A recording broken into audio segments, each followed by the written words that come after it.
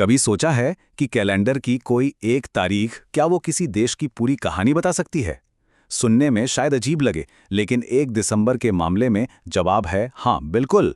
तो चलिए आज हम भारत के इतिहास में इसी एक दिन के पन्ने पलटते हैं और देखते हैं कि कैसे इसमें देश की नींव, उसकी विरासत और जीत की न जाने कितनी कहानियां एक साथ बुनी हुई हैं। अच्छा, एक सवाल है। एक नए राज्य का बनना, देश की सरहदों की हिफाजत करने वाली एक बहुत बड़ी फोर्स और दो ऐसी महिला नेता जिन्होंने इतिहास रच दिया, इन सब में क्या एक बात कॉमन हो सकती है? इन सभी की कहानी भारत के इतिहास में 1 दिसंबर की तारीख से बहुत गहराई से जुड़ी हुई है। तो शुरुआत करते हैं राष्ट्र निर्माण के उन मील के पत्थरों से। चलिए सबसे पहले भारत की नींव के उन दो बड़े मजबूत स्तंभों को देखते हैं जो दोनों के दोनों 1 दिसंबर को ही बनाए गए थे। जरा सोचिए, सिर्फ 2 साल के अंदर 1 दिसंबर की तारीख ने भारत की अंदरूनी एकता और बाहरी सुरक्षा दोनों को एक नई दिशा दी। साल था 1963 और फिर 1965। 2 साल और दो ऐसी बड़ी घटनाएं जिन्होंने देश का नक्शा और उसकी तकदीर दोनों तय की। और ये नंबर 16 ये सिर्फ एक गिनती नहीं है, यही वो नंबर है जो भारत के एक नए राज्य की पहचान बना। 1 दिसंबर 1963 को नागालैंड आधिकारिक तौर पर भारतीय संघ का 16वां राज्य बना था। ये भारत की जो अनेकता में एकता वाली भावना है ना, उसे और मजबूत करने वाला एक बहुत ही ऐतिहासिक कदम था।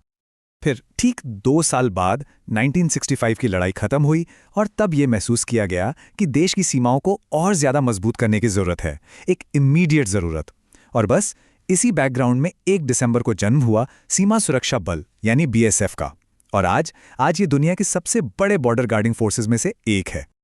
लेकिन देखिए, 1 दिसंबर की कहानी सिर्फ कुछ नया बनाने की नहीं है। ये दिन याद करने का भी है, उन महान नेताओं को श्रद्धांजलि देने का भी है जिन्हें हमने इसी तारीख को खो दिया था।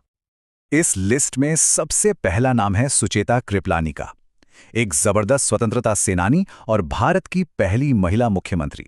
सोचिए, उत्तर प्रदेश जैसे बड़े राज्य को उन्होंने लीड किया। उन्होंने जो मिसाल कायम की वो आज भी महिला नेताओं की पीढ़ियों को प्रेरणा देती है। इसके बाद एक और बड़ा नाम, विजय लक्ष्मी पंडित। हाँ, वो भारत के पहले प्रधानमंत्री की बहन थीं, लेकिन उनकी अपनी पहचान बहुत बड़ी थी। वो खुद एक कमाल की राजनेता और डिप्लोमैट थीं। और ये मत भूलिए कि वो यूनाइटेड नेशंस जनरल असेंबली की पहली महिला अध्यक्ष बनी और उन्होंने पूरी दुनिया के सामने भारत का नाम रोशन किया। और इसी तारीख को साल 2008 में बिहार की राजनीति के एक बहुत अहम स्तंभ शिवचंद्र झा भी हमें छोड़ के चले गए। विधानसभा अध्यक्ष के तौर पर उनके योगदान को भी आज के दिन याद किया जाता है। चलिए अब इन दुखद यादों से थोड़ा आगे बढ़ते हैं और बात करते हैं इसी तारीख से जुड़ी कुछ शानदार उपलब्धियों की, कुछ फर्स्ट्स की। ये वो पल हैं जो हमें बताते हैं कि भारत ने कैसे तरक्की की। ये जीत के वो पल हैं जो हम सबको गर्व महसूस कराते हैं। अच्छा, क्या किसी को पता है कि भारत में पहली पैसेंजर फ्लाइट कब उड़ी थी? ये हुआ था 1 दिसंबर 1933 को, जब कोलकाता और ढाका के बीच देश की पहली यात्री विमान सेवा ने अपनी उड़ान भरी। सच में उस जमाने के हिसाब से ये ट्रांसपोर्ट के इतिहास में एक बहुत बड़ा मील का पत्थर था। अब एक और नंबर पर आते हैं, 75।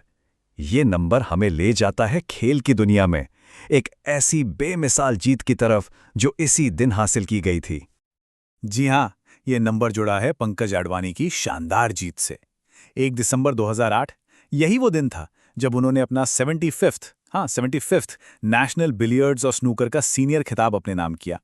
ये वाकई एक खिलाड़ी की मेहनत और देश के गौरव का एक यादगार पल था। तो देखा, 1 दिसंबर की एक ही तारीख में कितने अलग अलग रंग छिपे हैं। एक तरफ देश को बनाने वाले मजबूत कदम, जैसे एक नए राज्य का बनना और एक सुरक्षा बल की स्थापना, तो दूसरी तरफ अपने प्रेरणा देने वाले नेताओं को खोने का गम, और फिर टेक्नोलॉजी और खेल में नई ऊंचाइयों को छूने का जश्न भी, सब कुछ एक ही दिन में। तो आखिर में ये सब हमें क्या बताता है? ये यही दिखाता है कि किसी भी देश की पूरी कहानी, उसकी नींव, उसके नुकसान, उसकी जीत, सब कुछ कभी-कभी इतिहास की बस एक ही तारीख में सिमट कर रह जाता है। तो आखिर में बस एक सवाल सोचना है कि इतिहास का कोई एक दिन हमें एक राष्ट्र के बारे में, उसके कैरेक्टर, उसके सामने आई चुनौतियों और कभी ना हार मानने वाली उसकी स्पिरिट के बारे में क्या कुछ नहीं सिखा सकता।